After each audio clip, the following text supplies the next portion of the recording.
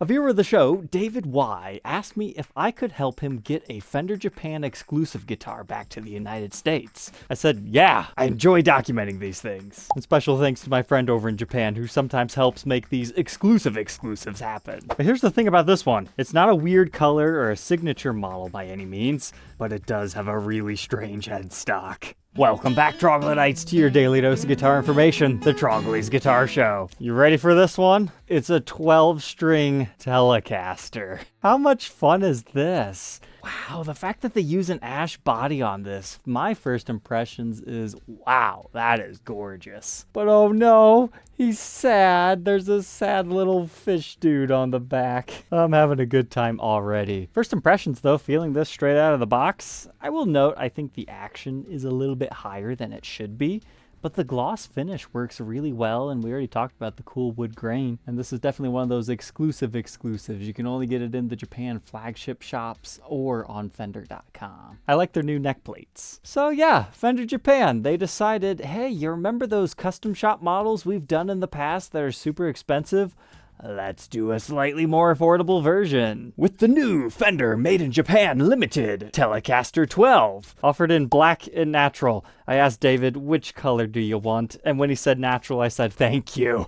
I was hoping you would choose that, because that's the best way to go. However, they also have Stratocasters in this series, and they went way crazier with their color options. You got Olympic White, there's a Lake Placid Blue, a 3-color Sunburst, and both of the offerings are 165,000 yen, which might be great for our Japanese viewers, but if you're in the States, remember, you got international shipping, you've got import duties and taxes. If you need my help, we've got forwarding service fees, and then USA shipping again. They get expensive, but generally speaking, the quality is usually pretty nice on these. I'm pleasantly surprised with what I see straight out of the box, but you also have to remember that most brand new Fender guitars actually do ship in gig bags, and that's something he was asking me about. Can we find a hard shell case for these things? There's only one way to find out, but honestly, this headstock's not as obnoxiously large as I thought it was going to be, so yeah, sure enough, fits in any regular case. That is good information to know.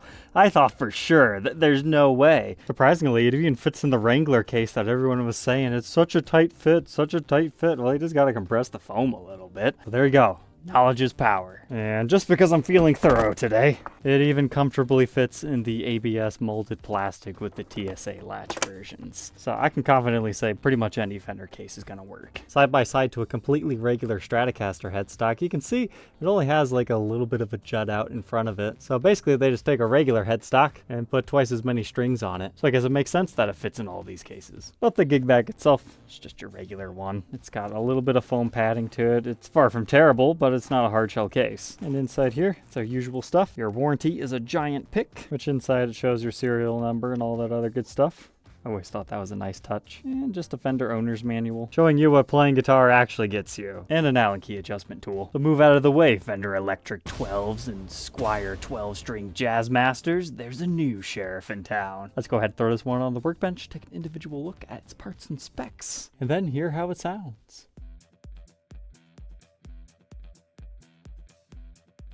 Inside our 12-string friend, let's go ahead and check it out. These do not have special pickups in the slightest. They just called it single coil Telecaster pickup. So I'm not expecting much out of it. You could always upgrade it in the future, but typically speaking, the Made in Japan ones, they have a decent sound to them straight out of the box. They mount to the body using a screw as well as a spring for height adjustment. And overall, there's not too much going on within our cavities. However, this is good to know if you wanted to buy one of these. Truss rod adjustment is right here at the butt end of the neck, and that can be kind of tricky to get to. However, your pickguard's not actually secured to anything, so if you take off your screws and remove this, you could probably still leave string tension on if you wanted to do a quick neck adjustment. But the guard itself, just like the pickup, it has a plastic covering over it to protect from scratches at first, and it is 3-ply. You've got a black, white, and black layer. You also have to take the pickguard off if you want to adjust your neck pickup, because that's the only way to access those screws. I forget which guitar it is. I think it's the Miyavi. That's one of the best things that he has on his guitar. Just a little hole drilled into here that at first I thought was a mistake, but no, it's for easy adjustment of your pickups. But then your bridge, you gotta pick and choose your battles in life. I chose to leave this one alone. I didn't want to mess around with the intonation to get those 4 screws out. We've seen a lot of Tele pickups. The route's gonna be the exact same. And by far the most interesting thing about this 12 string is it's both a string through and a top loader. So the first strings in the set are the top loading, but then the next octave gets fed through the body. And that's true for all 12 of your strings. I got a good chuckle out of the website. They call it a string through top lord Tele bridge. I think that was a translation error for top load, but top lord. That's just funny. But here's the route for our control cavity. Everything's looking good in there. And then check out the electronics. This series is so good. They've got the full 250K CTS pots, so you never have to worry about needing to change those, unless you're going for something a little bit more boutique. And the switch honestly seems to be of decent quality. So if for whatever reason you don't like the pickups or want to try something else specially wound, I don't think you'd have to worry about just putting them back on here. Solder work looks good to me. But you've got your regular metal knurled knobs. It's a master volume, master tone with a 3-way toggle. Speaking of our toggle, within the circuit, the bridge reads 6.34K ohms, neck position 5.24, and both of them together 2.9. We spoke earlier about how this is an ash body, but we didn't talk about how many pieces. I'm just gonna run the light over it. You tell me. From first glance, I don't see any obvious seam lines. It looks pretty good, all things considered. But the best way to see how many pieces the guitar is made out of is look at your end grain. Then it becomes very apparent you've got one right here, so running up the top there, and then another one over here. So I count 3 pieces to this ash body. But let's just take a second to appreciate the cool wood grain along the edge. But now let's talk about our fretboard. I want to compliment that the frets were nice and shiny straight out of the box. However, the board definitely desperately needed conditioned. So I went ahead and did that, and I was able to get a lot of black gunk off the board and frets. What that is they're polishing compound. They're not cleaning it off good enough. So after doing that, the frets got even shinier, but I guess that's something Fender Japan could work on, getting the residue off. And I know, it's tough. It takes a good 6-7 wipe downs before you get most of it. It's got a 9.5-inch fretboard radius with a 25.5-inch scale, a 1.68-inch nut width, increasing to 2.04 by the 12th, 0.88 first fret neck depth, increasing to 0.94 by the 12th. Fender calls this a U-shaped neck profile. Here's what it looks like at the 1st fret and the 12th fret. I know it just looks like a regular C, but in person there is a very slight flatness to the back of the neck. Not enough to call it a D shape, it's still nice and rounded, but I can understand why they call this one a U shape. But check this out, we've got a bone nut coming stock on this one.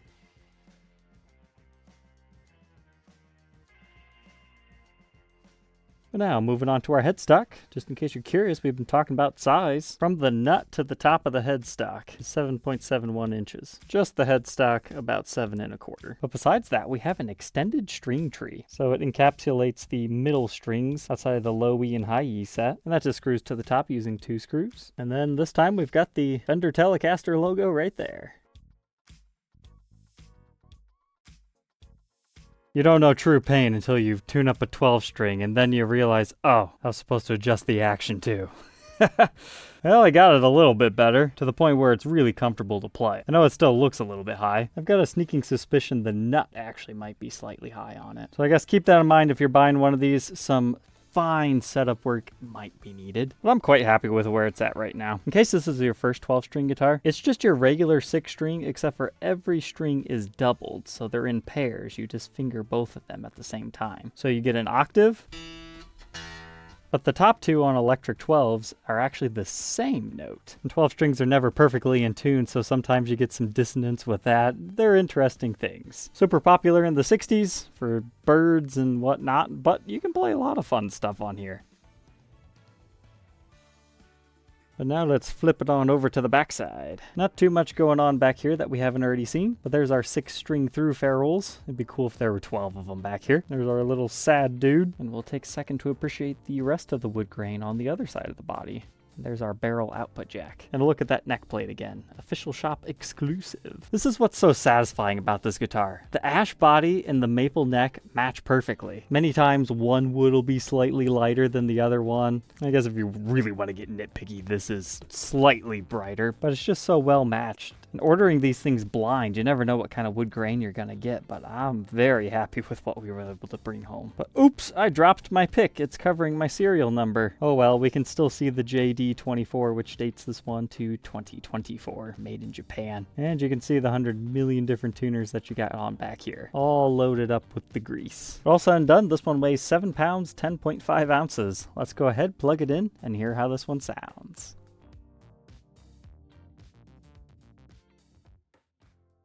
Man, that's so weird to see a Telecaster with any other headstock. Now, I will say the tuners do weigh this down a little bit, but it's not too obnoxious.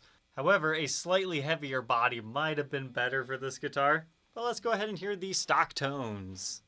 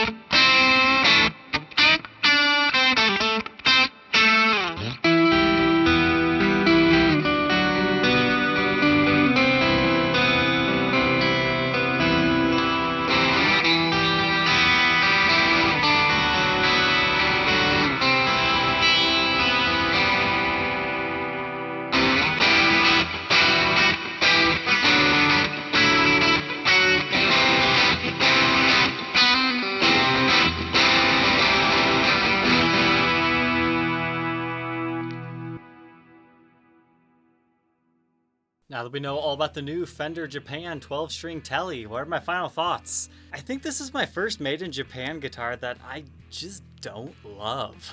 I think it comes down to the specs. I didn't realize a 1.66 inch nut width all the way to 2.04 here. That's okay for a regular 6-string, but this feels cramped to my hands. I mean, remember, you've got twice as many strings on basically a regular 6-string neck. And I'm a pretty tall guy. I've got big hands. If you've got smaller hands, this might not be that big of a deal. And maybe that could even be a selling point. You don't like the super ultra wide necks that some 12 strings have.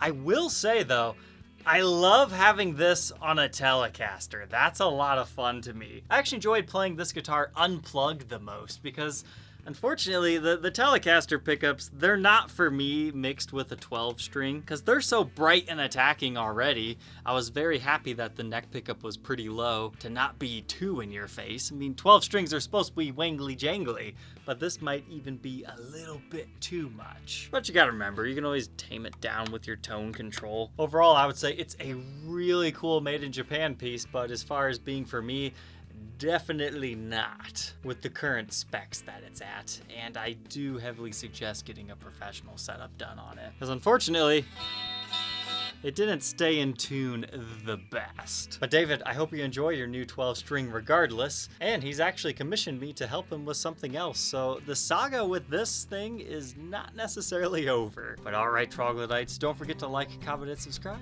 And we'll catch you guys tomorrow on the next one. Take care.